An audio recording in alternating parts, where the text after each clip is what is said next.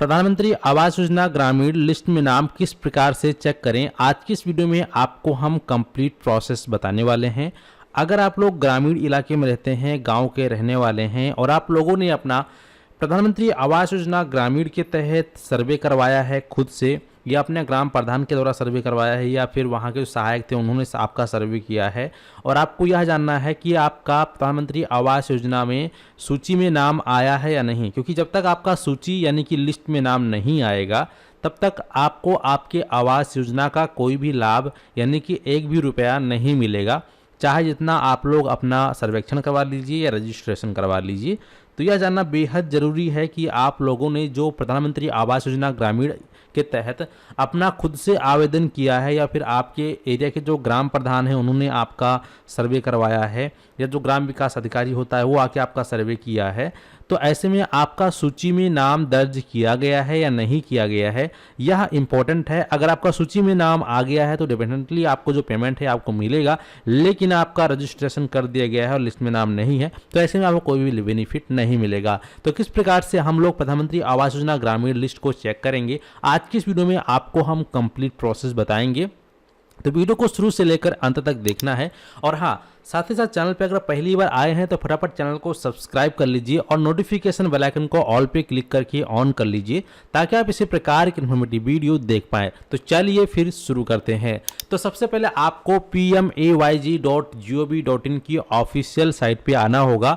इस साइट पे आ जाने के बाद यहाँ पर आपका डैशबोर्ड इस प्रकार से ओपन हो जाता है, जहाँ पर प्रधानमंत्री आवास योजना ग्रामीण आपको देखने को मिल जाएगा। यहीं पे आपको एक ऑप्शन देखने को मिलेगा, आप यहाँ देखेंगे रजिस्टर्ड का, ठीक है। ये जो रजिस्टर्ड का ऑप्शन है, यहाँ आपको एक ऑप्शन दिखाई देगा डिटेल्स। आप यहाँ पे डिटेल्स पर क्लिक कर देंगे। जैसे ही आप डिटेल्स पे क्लिक करते हैं तो आपके सामने इस प्रकार से इंटरफेस आ जाता है। इसके अलावा यहाँ पर आपको ऑप्शन मिलता है आवास सॉफ्ट का। यहाँ आपको ऑप्शन दिखाई देगा डाटा एंट्री और दूसरा है रिपोर्ट। तो आपको यहाँ पर रिपोर्ट वाले बटन पे क्लिक कर देना है। जब आप रिपोर्ट वाले बटन पे क्लिक कर देते हैं तो आपके सामने इस प्रकार से इंटरफेस आ जाता है।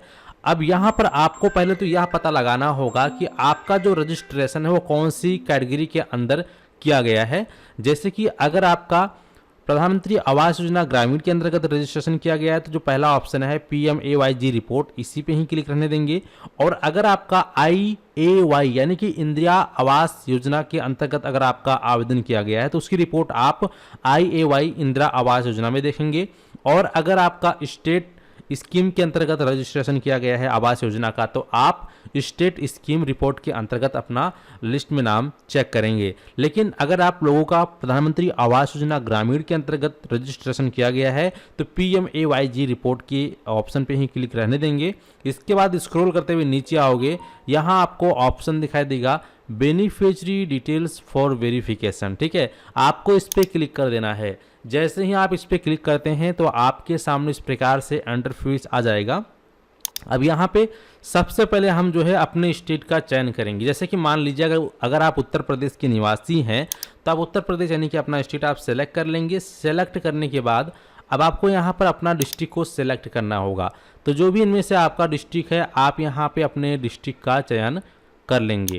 इसके बाद फिर यहाँ पे ऑप्शन आता है, आपका जो ब्लॉक है उस ब्लॉक को सिलेक्ट करना पड़ेगा। तो इनमें से जो भी आपका ब्लॉक है अपना ब्लॉक सेलेक्ट कर लेंगे, ठीक। ब्लॉक को सेलेक्ट कर लेने के बाद अब आपके गांव का जो भी नाम है वो अपने गांव का नाम आप यहां से चूज कर लेंगे, जो भी आपके गांव का नाम यहां पर है, ठीक है। इसके बाद फिर नीचे जो है इस पर क्लिक करोगे, आपको फाइनेंशियल ईयर सेलेक्ट करना होगा। तो अगर आपका रजिस्ट्रेशन इसी साल में हुआ है 2025 में तो 2025 को सेलेक्ट करेंगे। और 2024 में अगर आपने अपना रजिस्ट्रेशन कराया था तो 2024-25 को आप सेलेक्ट करेंगे। अगर 2024 में आपका रजिस्ट्रेशन हुआ है तो 2024-25 सेलेक्ट करेंगे, और अगर आपका 2025 में रजिस्ट्रेशन हुआ है तो 2025-26 सेलेक्ट करेंगे। इसका आपको विशेष ध्यान रखना है, ठीक है। और इसके बाद फिर यहाँ पर आपको स्कीम में प्रधानमंत्री आवास योजना ग्रामीण को सेलेक्ट कर लेना है। और फिर जो कैप्चा कोड यहाँ दिया गया है, जैसे कि 91 में से 20 गया तो कितना यहाँ पर बचा, तो यहाँ पे 71 बचा, ठीक है। अब यहाँ पे हम इसको सबमिट पर क्लिक कर देंगे। तो सबमिट पे क्लिक करने के बाद यहाँ पर देखिए 2024-25 का हमने रिपोर्ट निकाला है, तो 2024-25 में उत्तर प्रदेश में इस डिस्ट्रिक्ट में, इस गांव में और इस ब्लॉक में कोई भी रजिस्ट्रेशन अभी तक नहीं किया गया है। अगर रजिस्ट्रेशन किया गया है तो उसका अभी फिजिकल वेरिफिकेशन नहीं किया गया है, और जब तक फिजिकल वेरिफिकेशन नहीं होगा तब तक उसका यहाँ पे लिस्ट में नाम किसी का नहीं आएगा। तो यहाँ पर 2025 और 24 का हमने देखा, 2024-25 या 25-26 आप रखोगे तो भी यहाँ पर नो डाटा फाउंड का प्रॉब्लम आएगा। ऐसा इसलिए आता है कि आपने अपना रजिस्ट्रेशन तो करवा लिया है, लेकिन अभी आपका फिजिकल वेरिफिकेशन नहीं हुआ है। जब एक बार वो लोग आपका फिजिकल वेरिफिकेशन करेंगे और जाँच करते समय सब कुछ सही पाया जाता है, सत्यता पाया जाता है, तो फिर ऐसे में आपका सूची में नाम जोड़ दिया जाएगा और फिर आपको सूची में नाम आ जाएगा। ठीक है, अब यहाँ पर जैसे मैं एक और स्टेट का आपको दिखा देता हूँ, जो कि हाल फिलहाल में आपको काफ़ी सारे वीडियो में देखने को मिलता है जहाँ पे लोग सूची निकालते हैं। तो मध्य प्रदेश में पिछले साल जो है काफ़ी लोगों को आवास योजना का लाभ मिला था। तो यहाँ पे मैं चलिए कोई से भी एक डिस्ट्रिक्ट आपको सेलेक्ट करके और दिखाता हूँ किस प्रकार से आपको अपना लिस्ट में नाम देखने को मिलेगा। तो यहाँ पे हमने डिस्ट्रिक्ट सेलेक्ट कर लिया, इनका ब्लॉक सेलेक्ट कर लिया, इनका हम चलिए कोई भी एक गाँव सेलेक्ट कर लेते हैं, 2024-25 को सेलेक्ट रहने देंगे और ये भी सेलेक्ट रहने देंगे। सीधा हम यहाँ पर इसको टाइप कर देंगे, तो यहाँ पे 15+20 हो गया 35। ठीक है, और फिर यहाँ पे हम सबमिट पे क्लिक करेंगे। तो जैसे हमने सबमिट किया, आप देखेंगे यहाँ पर स्कीम का नाम भी है 2024-25 फाइनेंशियल ईयर, और यहाँ पे PMAYG यानी कि प्रधानमंत्री आवास योजना ग्रामीण, और यहाँ पर जो बेनिफिशियरी हैं उनका नाम और उनका जो रजिस्ट्रेशन नंबर है वो देखने को मिलेगा, उनका जो मनरेगा जॉब कार्ड नंबर है वो यहाँ पर देखने को मिल रहा है।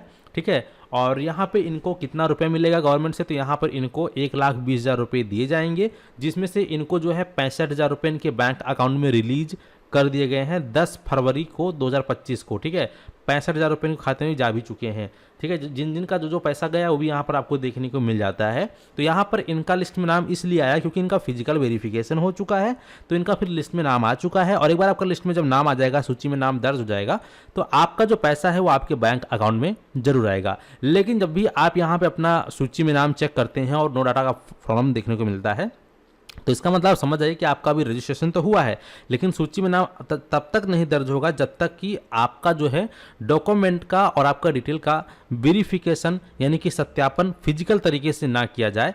जब उसको फिजिकल तरीके से सत्यापन किया जाएगा और सब कुछ डिटेल सही पाया जाएगा, तो आपका भी इसी प्रकार से लिस्ट में नाम आ जाएगा। और उसके बाद जो इनका अमाउंट है 1,20,000 रुपये, ये लगभग 3 किस्तों में आप सभी को दिए जाते हैं। किसी किसी राज्य में 4 किस्तों में मिलता है, हमारे उत्तर प्रदेश में तो खैर हमें 3 किस्तों में मिलता है। 40,000 एक बार आता है, 40,000 एक बार आता है, फिर 40,000 एक बार आता है। ठीक है, तो इस प्रकार से आप लोगों को मिलता है। उम्मीद करते हैं कि आप लोग अच्छे से समझ गए किस प्रकार से आप लोग आवास योजना के अंतर्गत ग्रामीण इलाकों का सूची में नाम देख सकते हैं। तो पूरा प्रोसेस सही है। अगर आपका लिस्ट में नाम नहीं आता, घबराएं नहीं, आपको वेट करना है 1-2 महीने बाद या 4-5 महीने बाद, या जब भी आपके इलाके में वेरिफिकेशन हो जाए, फिर उसके 1 हफ्ते के बाद आप चेक करोगे तो जो लोग सही पाए जाएंगे उनका जो है लिस्ट में नाम आपको देखने को मिल जाएगा। ठीक है, उम्मीद करते हैं कि आप लोग अच्छे से समझ गए हैं, और अगर इसके अलावा कोई जानकारी चाहिए तो कमेंट सेक्शन में आप लोग हमें कमेंट करके जरूर बताएं। चलिए मिलते हैं आपको एक नए वीडियो में, फिलहाल इस वीडियो का समाप्त करते हैं। धन्यवाद।